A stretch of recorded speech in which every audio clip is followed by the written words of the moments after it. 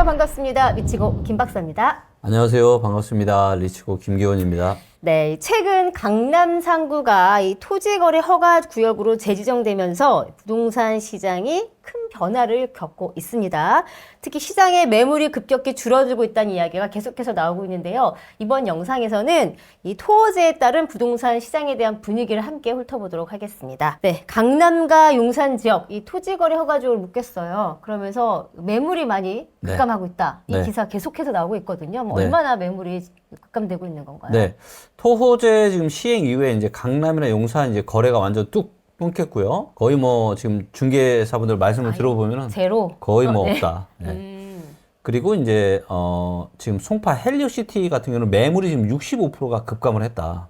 토호제를 하고 나서 매물이 지금 오히려 감소를 하고 있는. 그렇죠. 내놔봐야 안 팔리니까. 거래도 안 되니까. 네. 그래서 여기 보시면 이제 강남, 서초, 송파가 있는데 강남이 한 9% 정도, 서초가 15%, 송파가 18% 정도 매물이 지금 감소하고 있다. 용산은 별로 차이가 없고요. 네. 자, 그래서 요거를 저희 리치고에 들어가서 한번 데이터를 한번 살펴보도록 하겠습니다. 자, 여기 이제 보시면은 이제 토호제 이후에 이제 매물량 추이인데요. 네. 서울 전반적으로 봤을 때는 오히려 매물이 약간 늘었습니다. 약간. 자, 그런데 이게 이제 강남 3구로 가면 이제 상황이 완전 달라지는 거죠. 이제 토호제로 지정된 게 이제 딱 그 매물이 딱 급감된 거죠. 네. 그러면. 자, 먼저 송파부터 보도록 할게요. 네. 자, 송파 같은 경우는 어때요?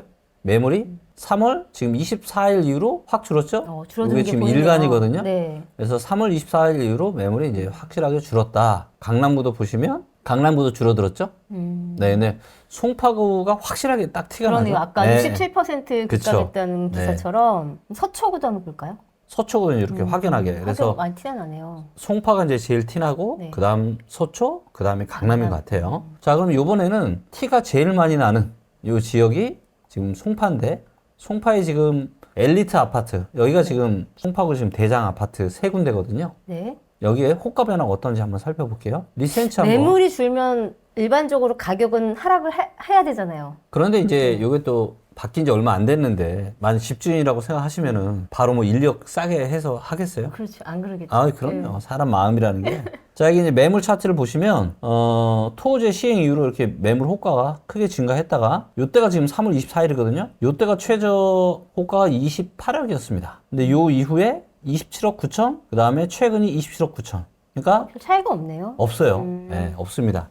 아직까지는 뭔가 이런 가격을 막 낮춰서 이런 게 없고, 여기도 지금 리센치만 봐도 3월 24일에는 매물량이 219건이었는데 지금 127건. 자, 그래서 이제 보시는 것처럼 아직까지 이제 호가 변화는 좀 없고 매물은 지금 감소를 좀 한 이런 상황이 지금 현재 시장 상황이라고 좀 보시면 되고요. 네, 저희 실시간 데이터로 보긴 했는데 그럼 과거에 같은 경우에 이제 네. 비슷한 사례 같은 게 없었나요? 저희가 좀 비교해 볼 만한? 아, 네, 있었습니다.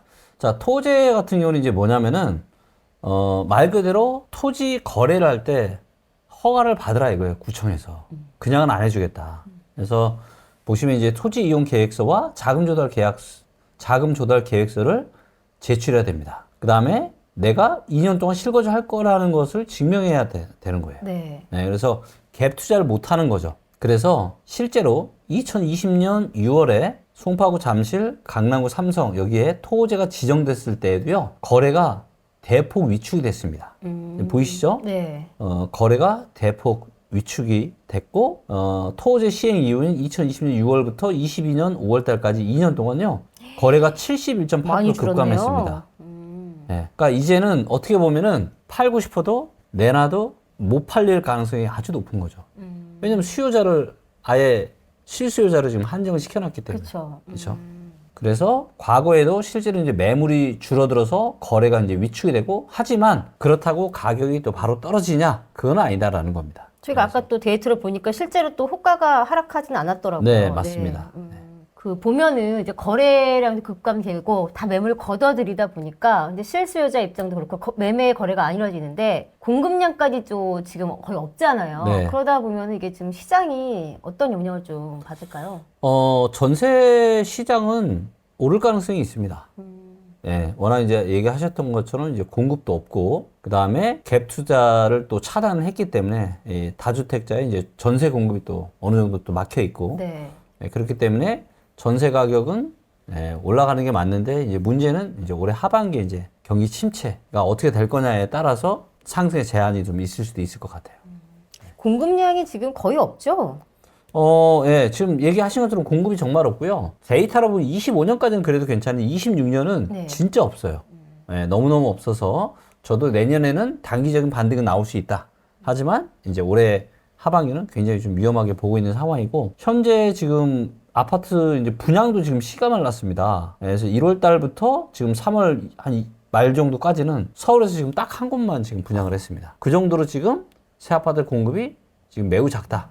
그러다 보니까 또 이제 상승 이야기를 많이 하시는 분들은 네. 이런 것들 때문에 계속해서 올라갈 수밖에 없다라고 얘기하지만 공급이 있지만 수요자 측면이 있고 수요자 측면을 봤을 때는 아파트 가격이 너무 비싼 거죠. 비싸도 뭐 말을 못할 정도로 너무너무 지금 비싼 거예요.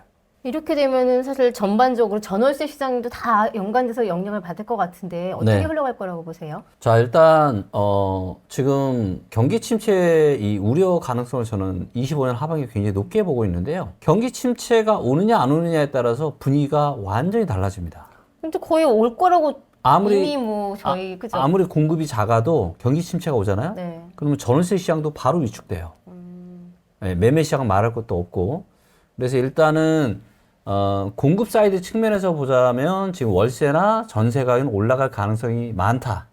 하지만 수요자 입장에서 봤을 때는 전세도 싼 게 아니거든요. 월세도 싼 게 아니거든요. 근데 경제는 계속 어렵고 그래서 쉽지 않은 상황인데 여기에 만약에 경기 침체가 올해 하반기 현실화된다. 그러면 그때는 이제 상승이 아니라 어쩌면 하락을 할 가능성도 있는 거죠. 참 어떻게 보면 지금 시기가 굉장히 좀 많이 다 안 좋은 시기인 것 같긴 합니다. 그죠? 아, 그럼요. 지금 뭐 어저께도 또 굉장히 큰 부동산 회사가 또 파산을 하기도 했고요. 아, 맞아요. 지금 부도도 나고 지금 네. 관세 정책도 그렇고요. 지금 계속해서 좀 악순환인 구조인 것 같습니다. 자, 이번 영상에서는요. 토지 거래 허가 재지정에 대한 거에 따른 시장 변화에 대해서 함께 데이터를 통해서 훑어봐 봤습니다. 영상 좋으셨다면 좋아요, 구독, 댓글, 그리고 알림 설정까지 함께 해주길 바라겠습니다. 감사합니다.